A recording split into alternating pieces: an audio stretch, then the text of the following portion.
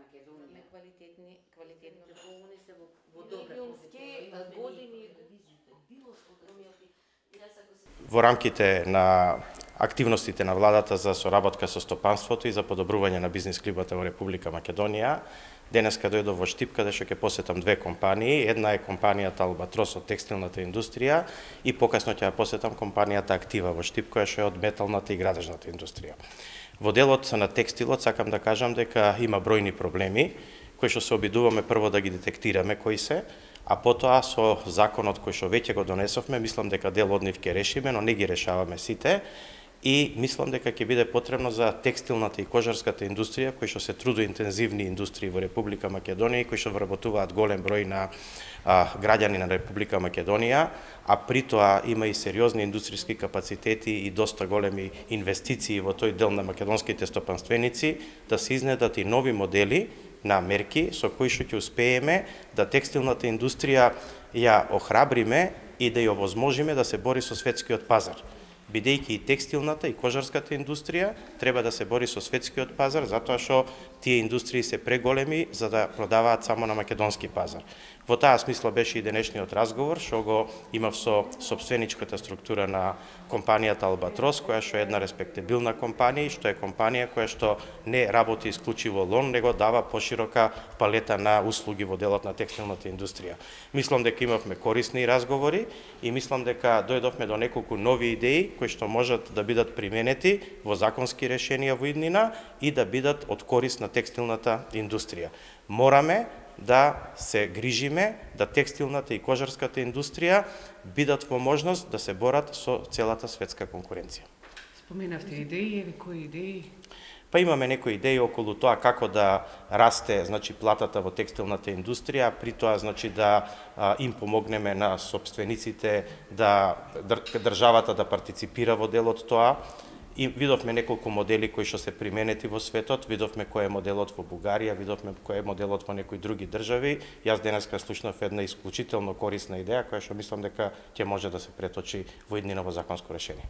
Да ви кажам дека ова е за прв пат да наидеме на еден ваква конструктивен разговор, каде што за многу кратко време наидовме на разбирање и не само на разбирање, него и на позитивна желба за да се разрешат проблемите. Како што кажа вице-премиерот, навистина има многу големи проблеми, меѓутоа ова е еден почеток и ова е едно круцијално прашање кое што во многу ќе помогне на текстилната индустрија во делот на можноста за зголемување на платите од една страна и од друга страна тоа зголемување да не влијае драстично на цените на нашите услуги за странските пазари. Сметаме дека со ова ќе можат текстилните компании да ги задржат своите вработени, за да можат да бидат поконкурентни и на пазарот на трудот, а сето тоа знаете вие во Република Македонија во принцип има недостаток на работна сила и сметаме дека на овој начин дури ќе можеме и дел од младите да ги анимираме во оваа индустријска гранка. Конкретно еве некоја мерка. Па видете, ние предложивме мерка за поддршка на делот на исплатата на платите. Во првичните разговори исто така наидовме на одредена поддршка, која што во текот на контактите со представници од владата, контактот со вице-премиерот Анѓушев, дојдовме до констатација дека таа мерка не е доволна. Да, позитивна е, има одредени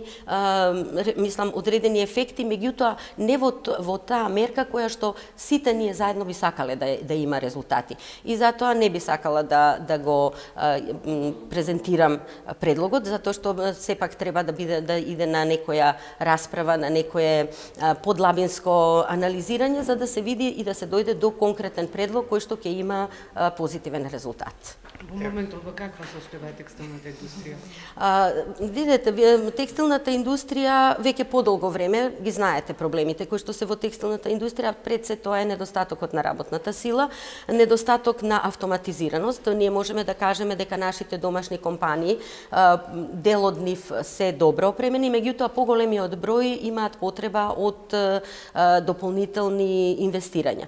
Со законот за финансиска поддршка на инвестициите ќе може да се користат средства, посебно со усвојување на амандманот каде што се мислам се отстрани критериумот дека намалувањето на бројот на вработените ќе биде пречка за користење на овие средства. Исто така наидовме и во овој дел на поддршка и разбирање од владата, така да со отстранување на овој критериум домашните компании ќе имаат можност да ги користат и овие фондови, кои што секако ќе имаат позитивен ефект на текстилната индустрија.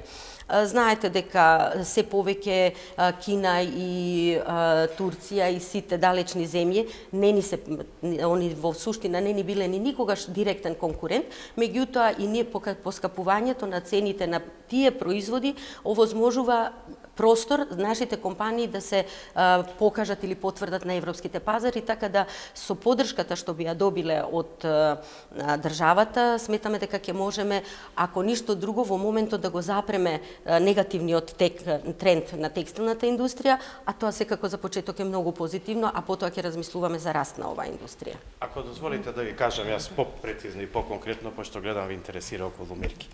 Значи, видите, за да текстилната индустрија и кожарската индустрија одат напред, три работи се битни. Првата работа е битно да се зголеми нивото на автоматизација и да се зголеми, значи, и подобри технологијата со која што се работи.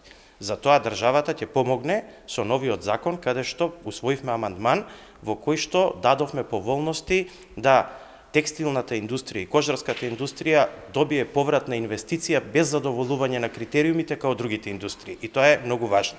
И тој момент мислам дека ќе го решиме тука, а исто така во законот и во мерките кои што се предвидени преку Фондот за иновативност се отвара простор за правење на нови колекции, стварање на развојни центри во делот на текстилот, што се итекако добри и важни, за да текстилот не работи само лом, него да нуди поширока лепеза на услуги во текстилната индустрија. И тоа го решаваме со законот и со мерките од Фондот за иновативност. Вториот проблем кој што го има текстилната и кожарската индустрија е тоа дека нема веќе работници. Во државата ние треба јасно да кажеме дека нема слободна работна снага која што може да биде ангажирана.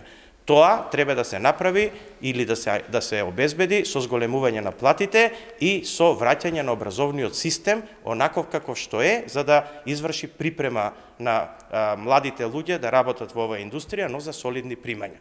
Тука државата треба да биде партнер и да измисли механизам како да не ги оптерети дополнително, значи, собствениците на текстилните компании, на кожарските компании, при тоа државата да не биде оштетена, а да овозможи раст на нето платите на вработените. И мислам дека денеска во таа насока направивме еден исчекор, имаме една идеја, за која што јас сега не би сакал конкретно да зборувам, се додека не ги направиме анализите, но мислам дека тоа треба и може да се случи. И третиот дел би го издвоил, иако го спомнав во вториот, а тоа е промена на образовниот процес. Ние мораме да го смениме образовниот процес во цела Република Македонија, не само заради текстилната и кожарската индустрија, него и заради другите индустрии. Ние мораме на младите луѓе да им обезбедиме известна иднина, значи иднина што ќе биде предвидлива. Денеска сите вие ги качувате на еден мост, што се вика Надеж, ги запишувате на факултети на кои што никој не знае што ќе работат тие после завршувањето на тие факултети, а никој не им кажува дека кога ги качите на тој мост што се вика Надеж, на другиот крај има провалија. Ние мораме да ги пренесеме младите луѓе преку тој мост и на другиот бред да има за нив известна иднина. Тоа е нешто што се прави преку образовниот процес. Благодарам.